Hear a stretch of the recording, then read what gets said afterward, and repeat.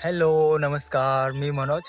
आज आपण आपल्या घरासमोरच्या झाडाच्या कैऱ्या तोडून एकदम गावरान पद्धतीचं आणि एकदम झणझणीत असं फ्रेश कैऱ्यांचं लोणचं बनवणार आहे. तर तुम्ही व्हिडिओ शेवटपर्यंत बघा. मी मनोज, माझ्या खेड्यात लेड्या चॅनलमध्ये तुम्हा सर्वांचं स्वागत करतो आणि आजच्या आपल्या ब्लॉगमध्ये पण स्वागत करतो. तर तुम्ही हा ब्लॉग शेवटपर्यंत बघा, कारण की आज मी बनवणार आहे आपल्या घरासमोरच्या झाडाच्या फ्रेश अशा कैऱ्या तोडून झणझणीत एकदम कडाकमध्ये भळत असं लोणचं बनवणार आहे गावरान पद्धतीचं.